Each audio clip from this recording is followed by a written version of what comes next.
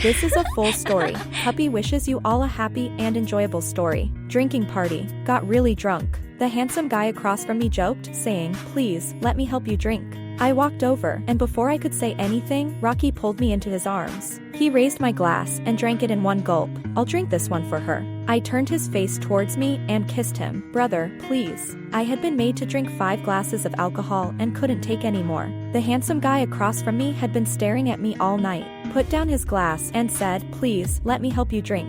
I was dizzy and a bit tipsy, staring at him, and asked, "How do I plead?" He patted his thigh and beckoned with his hand, saying, "Come over here, I'll tell you quietly." Out of the corner of my eye, I glimpsed someone sitting upright, holding a glass with his right hand, his gaze indifferent and unaffected by us. I stood up, but the movement was too abrupt, and I nearly stumbled. I steadied myself by gripping the shoulder of the person next to me. His body stiffened but didn't push me away. I staggered towards the handsome guy, who had already spread his legs and opened his arms, waiting for me to sit down. Just as I was about to sit, someone yanked me back, falling into his embrace. Rockey bent down, picked up a glass of wine, and drank it in one gulp. "This glass, I'll drink it for her." Rockey threw the glass and tried to sit back down. I must have been really drunk, clinging to his arm, not letting him leave. I tiptoed, turned his face towards me, and kissed him. Rockey frowned slightly but didn't pull away, letting me provoke him. I pressed my lips against his face, whispering, "Brother, please." Rockey pulled my hand away and said, "Haley, don't stir up trouble." I leaned into his arms, listening to his thumping heartbeat, which was out of rhythm.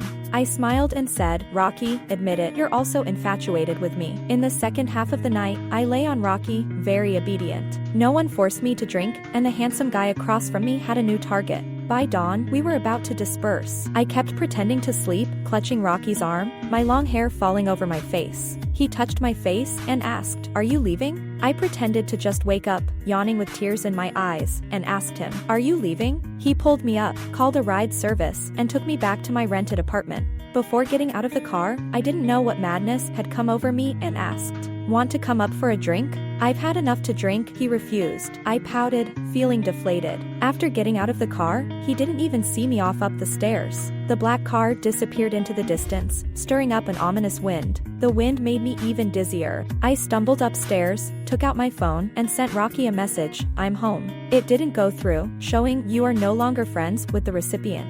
I tried sending him another message, "Rockey, I miss you." Still didn't go through. I threw my phone aside, too lazy to remove my makeup, and lay down on the bed, falling into a deep sleep. When I woke up, my head was pounding. I touched my forehead, which was hot, and my throat was very dry and uncomfortable. The phone was dead too. I covered myself with the quilt and slept again. When I woke up this time, it was afternoon. I was still very hot and dizzy, feeling cold. I charged my phone and dialed the familiar number. No answer. I rubbed my head and tried calling again, still no answer. I opened a bar review app, found the bar from yesterday, and called the owner, hoping he might still be there. The first call didn't connect, so I called again. This time it did. "Who is it? Is Rockey next to you?" I realized my voice was hoarse and hard to listen to. I cleared my throat and asked again, "Who are you?" "Haley." There was a pause, and the voice went distant, saying, "He's looking for you." I heard a girl's laughter, and Rockey answered, "Is there something?" He didn't ask who I was. He knew it was me and still was so indifferent. I felt aggrieved, lying on the bed, saying, "Rockey, I'm in so much pain." He didn't answer. The background noise faded, reaching a quiet place. Rockey's calm voice came through the phone to my ear. "Stop talking nonsense." My consciousness was already unclear, babbling, "My last wish before I die is to see you. Rockey, can you come and hold me?" In my groggy state, someone placed a towel on my forehead, gave me a few sips of water, and stroked my face. I grabbed his hand, not letting him leave. He patted my face reassuringly and didn't leave. A night without dreams. When I woke up, I had sweated a lot, and my head wasn't so dizzy anymore. "Rockey, Rockey?" I called out twice, but no one answered. I sat up, went to the living room, and looked around. No one was there. I called him again, but still couldn't get through. I was so angry that I threw my phone, smashing it against the wall, and the screen shattered. The doorbell rang, and I turned around. Rockey was back, carrying a bag of millet. Seeing me, he was momentarily stunned, then quickly frowned, saying, "Go inside and put on shoes." I refused, walking up to him. Just as I was about to speak, he picked me up by the waist. I gasped in surprise, and he set me down on the bed, saying, "Put on shoes." I obediently put on slippers, smiled at him, and he touched my forehead, his expression softening a bit, saying, "I'll go make porridge." "Okay." I followed his back, feeling delighted inside. After making the porridge, I drank a bowl. Rocky sat on the sofa and said, "You've had your fever go down. I'm leaving now." "Wait." I put the bowl on the table, pointing at the tableware, and stubbornly said, "Help me wash the bowl." He hesitated, nodded, and took the bowl to the kitchen. I followed him, hugging him from behind, saying, "Rocky, I don't want you to leave." He bent over to wash the dishes, unaffected. My hands began to cause trouble, groping randomly. His breath hitched. He grabbed my hands, his tone slightly heavy and warning, saying, "Haley." I kissed the back of his neck. His skin twitched slightly, and he said slowly, "Brother, you like me too." He put down the bowl, pushed me away, and without even wiping his hands, went to the living room, grabbing his outerwear and preparing to leave. I followed him, taking a deep breath in a pitiful manner, asking, "Rocky, can't we make up?" He sneered, turning around, asking, "Haley, have we ever been together?" I was stunned, my face turning pale, unable to say a word. Rocky walked towards me, each step pressing closer, saying, "I'm just a pawn to you. You being with me was only for revenge." "Haley, did you really love me? How many of the things you said and did were true? And how many were false? Perhaps even you can't tell." Reaching in front of me, Rocky stopped and handed me the key that had been matched earlier, saying, "Here's the key back. Don't come looking for me again." Rocky was right. At first, I approached him for revenge. My best friend slept with my boyfriend, and I couldn't swallow it. I slept with the guy she had secretly loved for years. When she came to confront me, it was in this living room. I sat on the sofa, smiling brightly, in a victorious pose. "Yes, I got together with Rocky just to get back at you. I didn't expect him to love me so much. The guy you had on a pedestal is nothing more." That day was Rocky's birthday. He went home early and was sleeping in the bedroom. Everything I said to my friend reached his ears. After she left, I cried and tried to explain that it was just anger, that I truly loved him now, begging him to believe me and give me a chance to atone. Rocky said nothing, just staring at me with a gray, bloodless face. He took a bite of the cake I made, finished it, put the fork on the table, and said, "Thank you for the gift. Haley, let's end it here." After that day, I pursued him for 6 months, begged him for 6 months, using every method I could, but he never forgave me. I watched his back, bitterly smiling inside, thinking that I had brought this on myself. The love Rocky once had for me was now matched by his hatred. Everything was my own fault, I deserved it, but I wasn't willing to accept this. I wanted to give myself one more chance, the final chance. Rocky, as he said, had not contacted me again. The careful care he showed that night felt like a dream. As time passed, I began to doubt whether he had actually been there, wondering if everything had been a hallucination from my high fever. But the bag of millet in the kitchen constantly reminded me that he had indeed come and gone, and would never return. After finishing the millet, I went out. In the yard, I picked up a jack, weighed it in my hand, it felt heavy. My hands trembled slightly, my heart raced up to my throat. I had never done anything like this before. This was my first time, excitement overshadowing anxiety. Perhaps, deep down, I was simply a bad woman. I steeled myself, raised my right hand, and aimed at the car's windshield, bringing the jack down. The glass shattered with a loud crash, and a large hole appeared. Pieces of glass fell inside the car, setting off a piercing alarm. My phone buzzed with notifications. I silenced the alarm and took out my phone, dialing a familiar number. I knew this number by heart, had dialed it many times, but never went through with it. This time, I finally had a legitimate reason. "Hello, Sunshine Auto Repair? Hi, I need to get my car repaired." When I drove over, several mechanics standing at the door saw me immediately. After getting out of the car, I walked toward them. The wind blew, making my skirt flutter and my long hair dance. I took off my sunglasses, put on a bright smile, and asked, "Is the boss here? I need to get my car repaired." Usually, the boss doesn't handle repairs, but with my attention-grabbing appearance, anyone with a bit of sense wouldn't turn me away. As expected, they exchanged glances, told me to wait, and went inside to call the boss. I stood in the yard, looking around. There were no women present, so it seemed safe for now.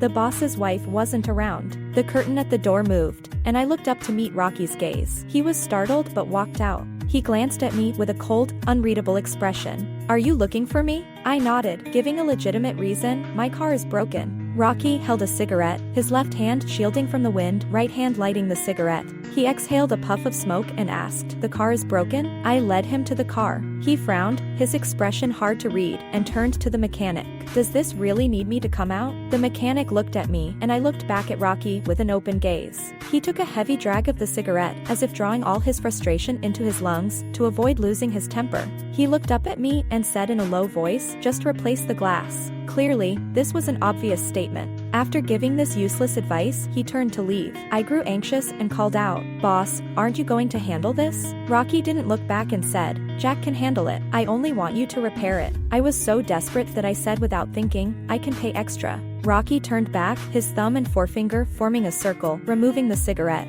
and letting out a cloud of white smoke. His expression was hidden in the haze. I heard him laugh, with a lazy tone, "Beautiful lady, I'm not short of money." The first plan failed. I knew Rockey's patience was wearing thin and was on the verge of exploding, so I could only watch him leave. Jack came over, rubbed the back of his head, and smiled, "I'll replace it for you." I withdrew my gaze, feeling powerless, and nodded, "Thank you, and sorry for the trouble, young man." It was hot in the yard, and I soon started sweating. Jack suggested I go to the mall and come back later to find the repair done. I shook my head, declining his kind offer. I just wanted to stay here, to be closer to Rockey. However, I still went out, ordered a dozen cups of watermelon juice, and distributed them to the mechanics. There was an extra cup for Rockey. Jack brought it to him, then soon returned with the cup, scratching his head. "Our boss doesn't like sweet things. Miss, you might as well drink it." It wasn't that he didn't like sweets, he just disliked me. I shook my head, didn't drink it, and as the sky darkened, Jack finished replacing the windshield and cleaned up the glass shards inside the car.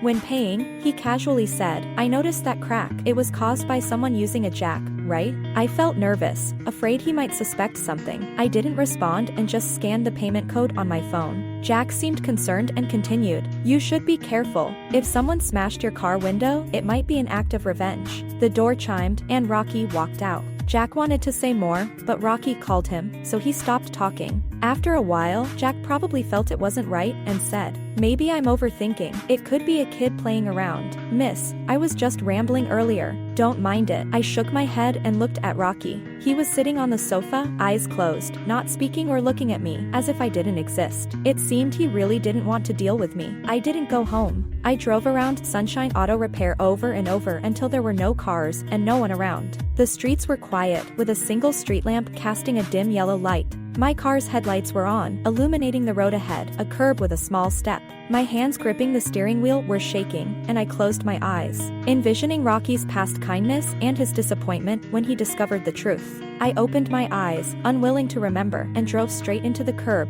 without hesitation. The car jolted and bumped, and the car horn beeped. I knew it had to be successful. I broke into a sweat, my back soaked. I loosened my grip on the steering wheel, trembling as I reached for my phone and dialed the familiar number. The phone rang a few times before it was answered. The man's voice was deep and asked, "Is there something else?" His tone was cold, stirring up my emotions. I felt a mix of anxiety, fear, and guilt flooding my heart. My voice tightened as I asked, "Is this Sunshine Auto Repair?" The voice on the other end responded with a soft I took a deep breath, feeling my heart pound rapidly. I was uncomfortable, anxious, and scared. At this moment, the voice on the other end was my only outlet. "I need to get my car repaired." He paused for a second and quickly responded in a polite but distant tone, "We're closed." In my panic, tears fell. I said, "I'm right outside. Please, help me." The lights came on, and the door opened. Rockey walked out. Seeing me, he wasn't surprised, but the sight of the damaged car made him frown as he approached. He tapped the car window. I looked at him tearfully, as if he were my savior.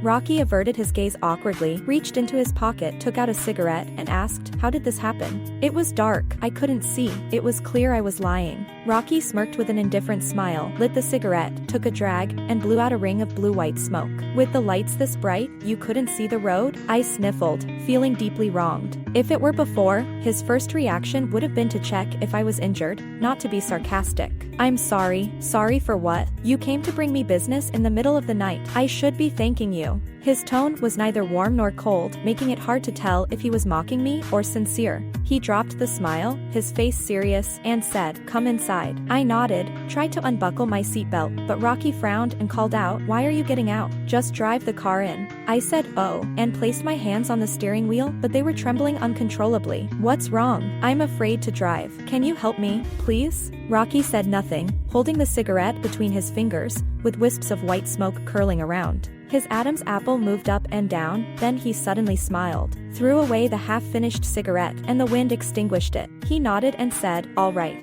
I opened the car door and realized my legs were weak, almost causing me to fall to the ground. Rockey grabbed me and pulled me up. I leaned on him, and he wrapped his arms around my waist, gritting his teeth and asking, are you scared now? I hugged him, feeling a bit aggrieved, and said, if it weren't for this, how would you come out to see me? He looked at me with a grim expression and said, have you lost your mind? Do you not care about your life? I leaned close to his ear and kissed him, saying, because you're worth it. Rockey stiffened, then pushed me away, saying, go inside and wait for me. With the damage to be repaired, there was a lot to be done. Rockey told me about it while I sat opposite him, resting my chin on my hands, staring at him with a dreamy look. He felt uncomfortable under my gaze and came over, asking, did you hear what I said, I nodded. What was the previous sentence? Did you hear what I said? The one before that? The bumper needs to be replaced. And the one before that? We need to replace a tire. Rockey stopped asking and looked down at me. I felt a bit smug and said, Rockey, don't doubt me. I've been listening carefully to everything you say. Then what if I said don't come looking for me anymore, except for not coming to find you again? We both spoke simultaneously. I laughed first, and his expression softened as well. He stopped dwelling on the topic and asked me, have you eaten? His question made me realize I was hungry. I rubbed my stomach and said, not yet. Come in then. He lifted the curtain and asked, do you want some noodles? When we lived together, I was very picky about food. Now, I didn't dare be picky and nodded, saying, I love everything you make. He sneered, probably recalling the past, and asked, is that so? Feeling hungry and thirsty, I looked around for something. Rockey noticed and asked, what are you looking for? Watermelon juice? Didn't we have an extra cup? His eyes shifted a bit, and he took out a paper cup, poured a drink, and said, Jack drank it. Rockey can't lie. When he lies, he blinks a lot. I laughed, understanding what had happened, and asked, did Jack drink it, or did you? He didn't answer and shoved the cup into my hand, saying, I'm going to cook. Make 2 fried eggs. While Rockey was cooking, I took a look around. I had never been to his auto repair shop before, and I didn't expect it to have living quarters. The walls were covered with photos, certificates, and medals from when he was a race car driver. I looked at the photos and immediately spotted my best friend in the graduation pictures. My palms went cold, and I was abruptly brought back to reality when Rockey came out and noticed my discomfort, placing a bowl on the table. Come and eat. I agreed and walked over. He wiped his hands and said, after eating, I'll call a cab to take you home. My car. I'll have it ready tomorrow. You can come and drive it. I didn't want to part ways with him, so I put down my chopsticks and eagerly said, you can take your time to fix it. I can wait here. Rockey said nothing, just watched me as he slowly dried his hands. I felt embarrassed under his gaze, and my face turned red. He threw the towel aside and said softly, I need to rest. I won't be working tonight. I nodded and swallowed a bite of noodles, surrendering under his gaze, and said, then I'll come by tomorrow. When I arrived the next day, Rockey wasn't in the shop. I didn't rush to check the car. Instead, I sat in the yard and asked Jack, where's your boss? He grinned and asked, Miss, are you chasing after Rockey? Just call me Haley. I nodded and openly admitted, yes, I am chasing him. I paused and asked, besides me, is there anyone else chasing him? Jack nodded and said, yes, but Rockey doesn't like them. Haley, I think you're different from them. Oh, how am I different? Jack went on with a series of flattering remarks, which made me laugh heartily. Just as we were having fun, Rockey returned. I stood up and waved to him. My smile froze when I saw someone behind him, a girl I didn't know but had heard of. Her name is Serena, and she's my plastic friend's biggest rival. I often heard her name mentioned in the past. I didn't expect to run into her here. They walked in together, and Rockey acted as if he didn't see me, not giving me a single glance. Serena smiled at me politely. They went into the house, and I followed them in. Rockey poured Serena a glass of water without acknowledging me. I picked up the watermelon juice on the table and drank a few sips. Not that I care.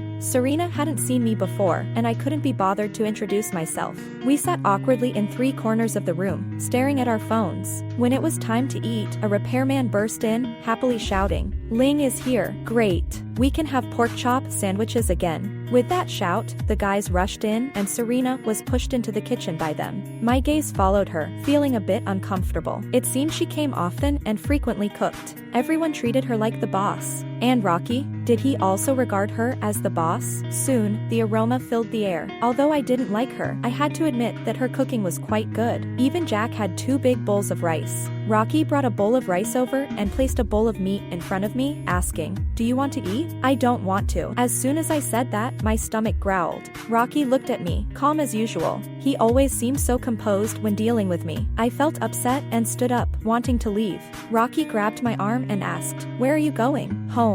I shook off his hand, got into the car, and placed my hands on the steering wheel, trembling uncontrollably. Rockey stood outside the car. I didn't want him to think less of me, so I gritted my teeth and drove off. I nearly crashed again and broke out in a cold sweat. Rockey ran over, knocked on my car window, and yelled, "Are you trying to get yourself killed?" I ignored him, still too scared to drive. We were stuck, one inside the car, the other outside. Eventually, Rockey gave up first, sighed, and knocked on my window, saying, "Get out." I obediently opened the door. He got in, looked at me, and said, "Get in the passenger seat." I moved to the passenger side. As I walked past, my eyes met Serena's. She was clutching her apron, her face pale. I gave her a small smile, and her expression worsened. I opened the car door and sat down. Rockey glanced at me, his brows furrowed, and reminded me, "Seatbelt." I pulled it over and fastened it, feeling a pang of sadness. Previously, he used to fasten the seatbelt for me, and I would hug his neck and give him a kiss. That time is gone. I lowered my head as Rockey drove, not heading toward my home, but stopping at a Sichuan restaurant. Rockey turned to glance at me, his eyes dark and flat, and asked, "Do you want to eat?" I dislike spicy food. He surely knows that, but I still nodded, a smile spreading from ear to ear, and said, "Sure." Rockey was definitely doing it on purpose, ordering a bunch of spicy dishes. I twirled my chopsticks, tangled some chicken noodles around them, and took a small bite, coughing uncontrollably. Rockey placed a cup of warm water beside me. After drinking it, my tongue went numb, and I stuck it out, fanning myself like a little dog. He ate a portion of noodles leisurely, and although it looked spicy to me, he showed no reaction. He took a tissue, wiped his mouth, and asked, "Are you uncomfortable?" I nodded, finishing the second cup of water, and his next comment made me lose interest in drinking anymore. It was 1,000 times worse for me back then. I was stunned, realizing Rockey was referring to the day of my birthday. His words were like a bucket of cold water poured over my heart, making me numb to the spiciness. "Oh." I nodded, pulling the plate of chicken noodles closer and eating. It was very spicy and made my face flush. I ate quickly, my mouth going numb, my stomach burning, and my chest feeling tight. I was eating so fast that Rockey didn't react in time. When I paused for a breath and wanted to eat more, Rockey took the plate away. "That's enough," he said. "Not enough." As soon as I spoke, I felt a cough coming on. I unscrewed a bottle of iced water, drinking half of it. My stomach felt both spicy and cold, and my mouth was still numb. I wiped my mouth, my lips red and full, and asked, "If I finish this table of dishes, will you forgive me and give me another chance?" I was like a gambler seeking redemption, risking everything for just a nod from him. But he wouldn't give me that chance. Shaking his head, he said, "Haley, I will never forgive you. Will you fall for Serena?" The question slipped out of my mouth. Rockey was taken aback, furrowing his brows, and after a few seconds, asked, "What does she have to do with this?" My tongue was numb from the spiciness, making it hard to speak clearly. "You don't need to worry about that. Just tell me if you'll be with her." Rockey suddenly laughed, leaning back and lighting a cigarette, tossing the lighter on the table. He countered, "What's it to you? Haley, from the moment you decided to deceive me, you lost the right to question who I love or don't love." Rockey drove me home. This time, I didn't invite him upstairs. I opened a bottle of beer, lay on the bed to clear my mind, and turned off my phone after seeing it kept ringing. I checked the messages and realized I hadn't blocked my plastic friend's secondary account. This was an old account she created, never updating her blog, and I forgot to change the name, so I didn't remember to block it. "Do you really think Rockey loves you? Haley, you're the real fool thinking too highly of yourself."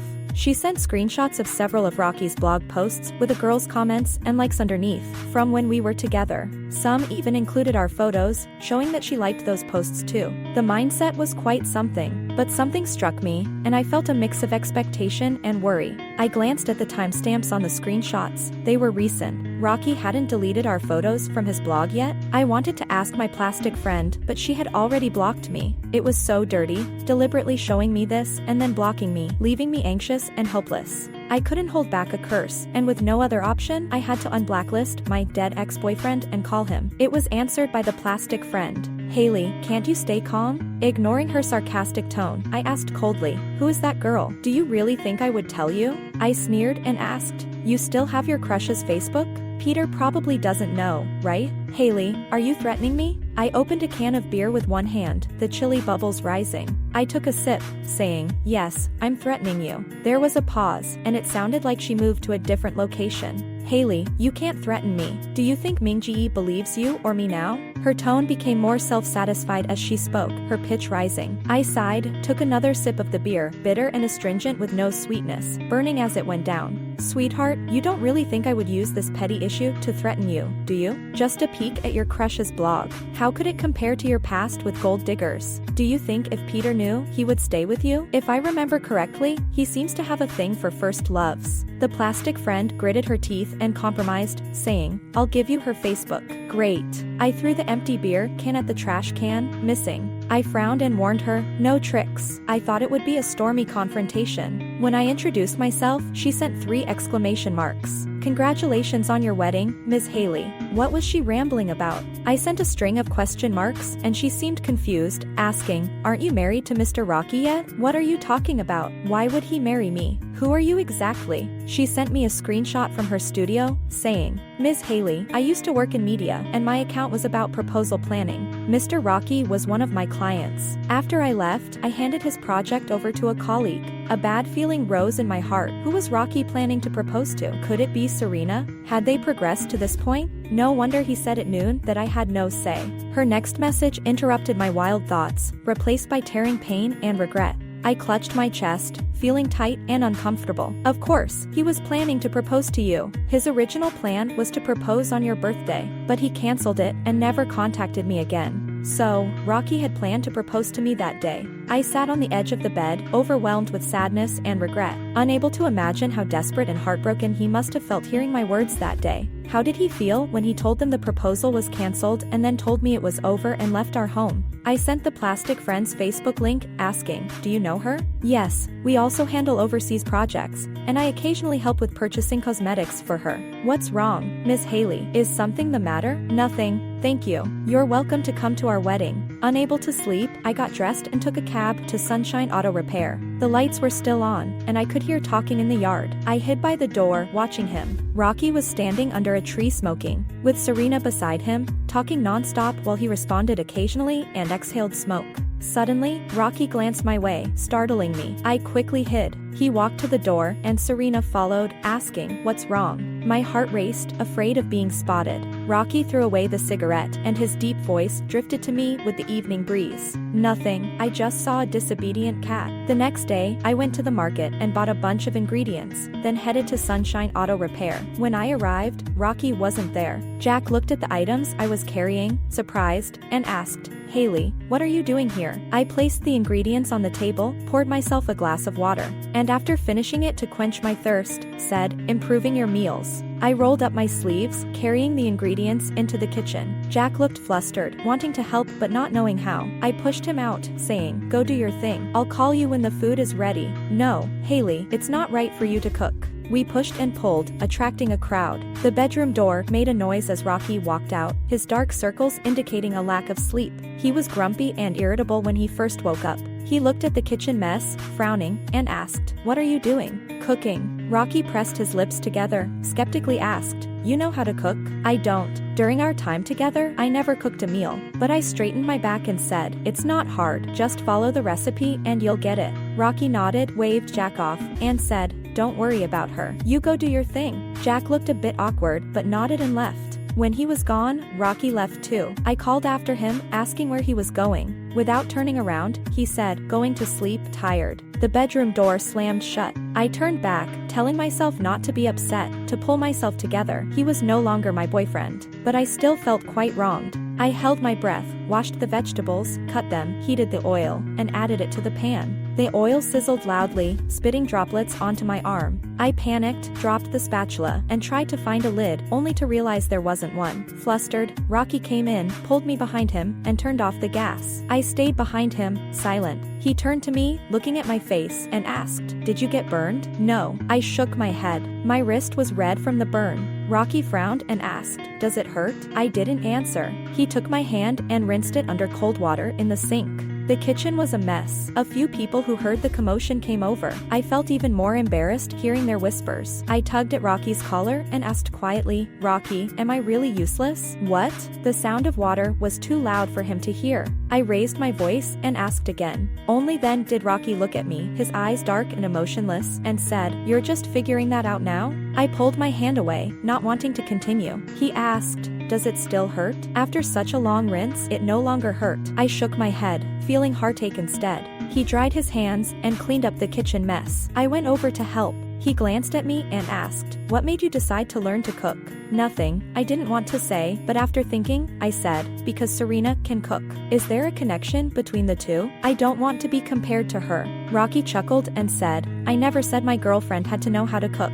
He had said this before, but now he added, "The only requirement for being my girlfriend is never to lie to me." In the end, Rockey did the cooking. When he finished, Serena arrived, carrying ribs. Seeing me, her smile froze for a moment, but she quickly recovered, saying, "Looks like I'm late. You're out of luck. You won't get to eat the ribs I made." Several mechanics lamented along with her, making plans to eat ribs together tomorrow. They laughed and joked, and I felt like the fool. Rockey handed me a plate and said, "Serve the food." "Okay." I arranged several dishes, and he carried out the last one, announcing, "Dinner is served." Rockey sat in the middle, I sat on his left, and Serena sat on his right. I hadn't had Rockey's cooking for a long time, and my feelings were mixed. I was both happy and sad. Happy because he was cooking for me again, and sad because another woman had eaten his cooking. Jack picked up a piece of fish and said, "Rockey, you're quite the hidden talent. This is the first time I've had your cooking." I was taken aback, looking at Rockey. He was focused on his food, not responding.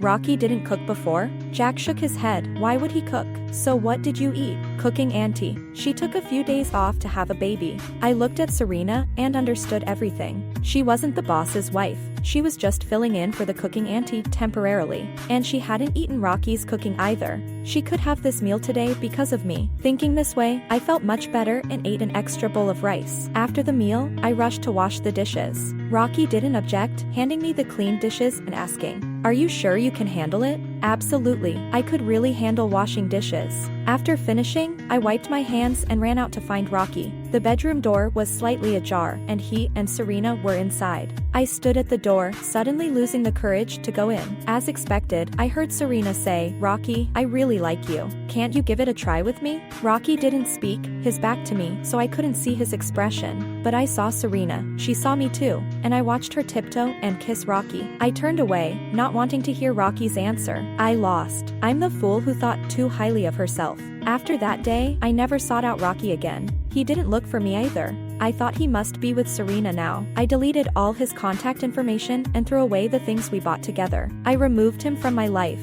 Yet, in the dead of night, he always appears in my dreams. In my dreams, we are married, a grand wedding, at St. Paul's Cathedral, in a white wedding dress, with a 100-meter-long red carpet and diamonds as big as lollipops. When I wake up, my pillow is soaked. I searched online, why do I keep dreaming about the same person? The most liked answer was, when you dream about someone, it means they are forgetting you. I thought it was quite accurate. Seeing me so dejected, my mom had a colleague introduce me to a boyfriend, who is supposedly a race car driver and quite impressive. I wasn't initially interested, but thinking of Rockey, I wondered if they might know each other. Rockey used to be a race car driver before retiring due to injury and opening an auto repair shop, specifically for customizing luxury cars. We exchanged contact details. My first question was, "Do you know Rockey, ex-boyfriend?" "Yes." "I don't know him. Who is he?" "Nothing." I felt a bit crazy, asking about my ex right away. He wasn't a pushover either. He followed up with questions about my past relationships, like he was doing a background check. I detest people with first love fetishes, who want others to be their first love while living their own carefree lives. I wasn't about to back down and challenged. "How many relationships have you had? How many girls have you flirted with?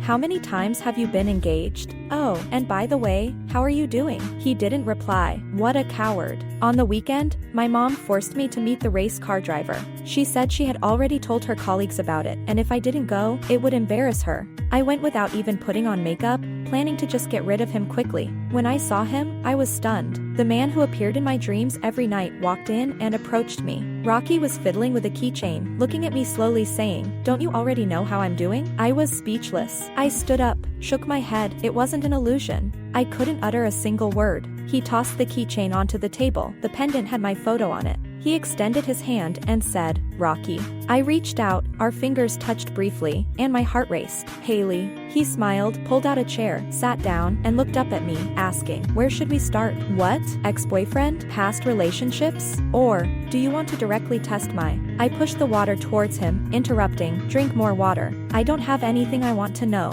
Rockey glanced at the water, but didn't drink, saying, "If you don't ask, I will. Let's talk about your ex-boyfriend first. Why are you asking about him? Haven't you forgotten him?" I stared into his eyes and nodded, "No." Rockey took a sip of water, lowered his gaze, and asked, "Why did you two break up?" "Because I lied to him." My voice trembled, and I clenched my hands together. Rockey nodded, looked up at me, and slowly asked, "If we were together, would you lie to me?" "No, never." Rockey nodded and said something I couldn't refuse. "How about giving it a try?" I wanted to say yes, but then I remembered that day when he was with Serena in the room. I shook my head, pinched the back of my hand to clear my mind. "I'm not planning to start a new relationship for now." I stood up, leaving him with a look of surprise and a hint of sadness, and went home. I couldn't understand. Why did Rockey come back to find me? Was he no longer angry? Had he forgiven me? Or did he remember my good after breaking up with Serena? Unable to sleep with these thoughts, I pulled out my phone to check Rockey's blog. He had removed me from his blacklist. "Are you home?" He had messaged me a few hours ago, and I hadn't checked my phone. "Yes, I'm home." "Good," he replied immediately.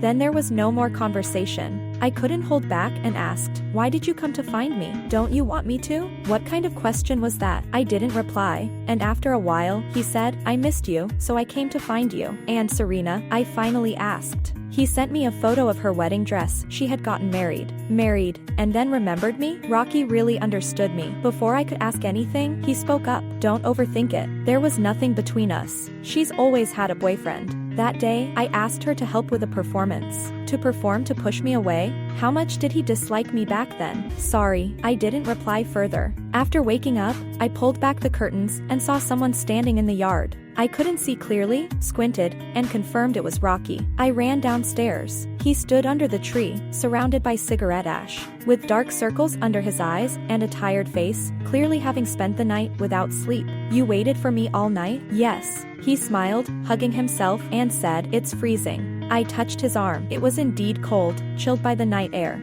Suddenly, he reached out and hugged me tightly. I was startled, colliding into his embrace, unable to say a word. "Haley, you don't need to say anything. Let me talk. I regret it. I'm sorry. I shouldn't have hurt you before. Can you give me another chance? A chance to make up? Even if you're lying to me or doing it for revenge. I just want to be with you. Please, don't leave me." Time passed, and I remembered how I begged him for a chance a few months ago. He had said it was impossible then. Such harsh words were hard for me to utter. Moreover, from the beginning, it was my fault. I lied to him and used him. The one who was wrong was always me. I closed my eyes, gripping the back of his shirt, and asked, "Rockey, do you still love me?" "I have always loved you." Without hesitation, he answered my question. "But I lied to you before." "I don't care. I also had someone deceive you." "Then we're even. Let's never bring this up again, okay?" He nodded, holding me tighter, and asked carefully, "Haley, will you still be my girlfriend? This is what I've always wished for." In the past, I had used deceit and manipulation, but now, I could finally stand in front of him honestly. The sunlight was beautiful that day. We embraced under the tree, and he whispered in my ear, saying softly, "Haley, I'm sorry I came late." I smiled and responded, "Don't say sorry. I want you to stay with me forever." The end. Did you think the story was over? No, I have an epilogue prepared for you. Epilogue, Rockey's perspective. I can't describe my feelings. When I heard her say, "Yes, I'm with Rockey to get back at you," I didn't expect him to love me so much. Your so-called idol isn't that great after all. I hoped I must have misheard, but I was certain it was her voice. I held back for a long time, only going out after her friends had left. I didn't want to, and couldn't bear to, embarrass her in front of her friends. After they left, I composed myself, went outside, and saw her panic when she saw me. It was the first time I saw her like this. I had seen her smile, be coquettish, play tricks, and lose her temper, but I had never seen her look so flustered. She even walked over to me without her slippers on. "Rocky, let me explain." I couldn't take in any of her words. I didn't know what was real and what was fake. I simply grabbed her hand, made her sit on the sofa, and said, "Put on your shoes." She never liked wearing shoes, always like this, without me, who would follow behind her, urging her to wear shoes and tidy up the things she left lying around. She bought me a cake. I knew she learned how to make it at the bakery. I took a bite. It was very sweet, chocolate flavor. In fact, it wasn't me who liked chocolate, it was her. She couldn't cook, but the cake was delicious. I took a bite, dropped the fork, and couldn't bear to look at her face. I was afraid that if I looked at her, I wouldn't be able to say the harsh words I needed to.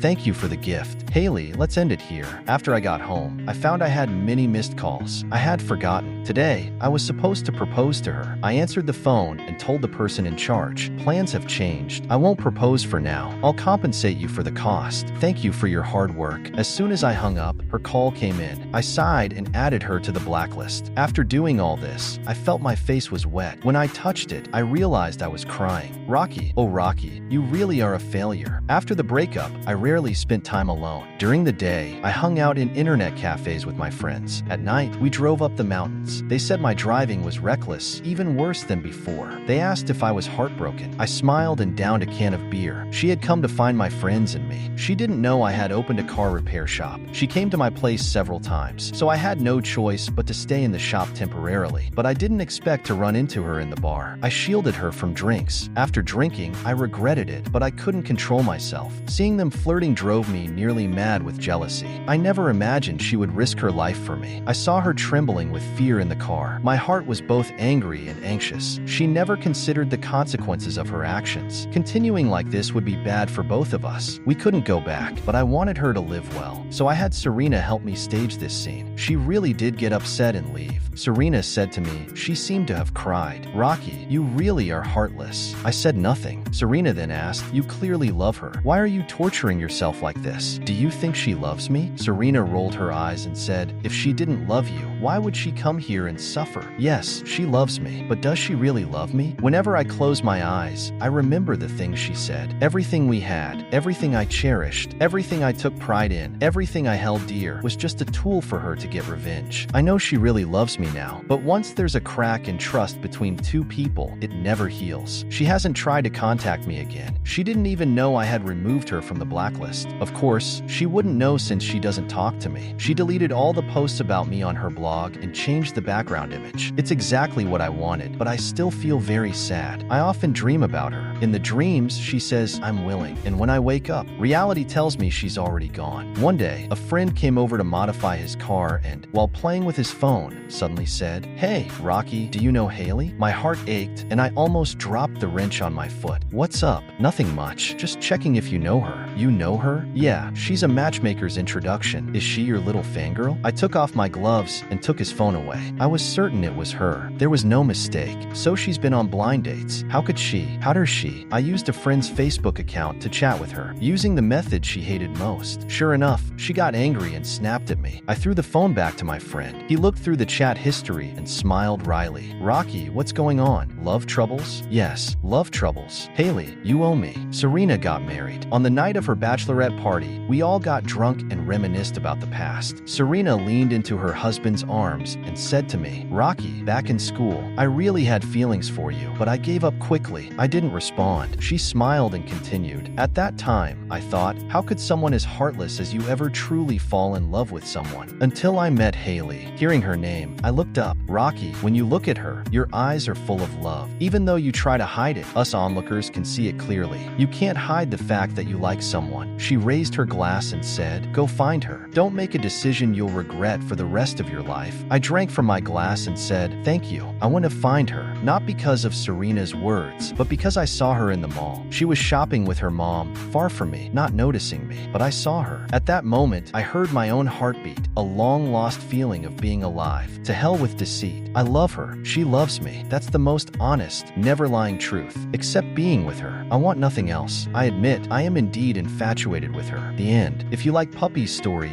please follow and like it. Updated every morning at 9 a.m.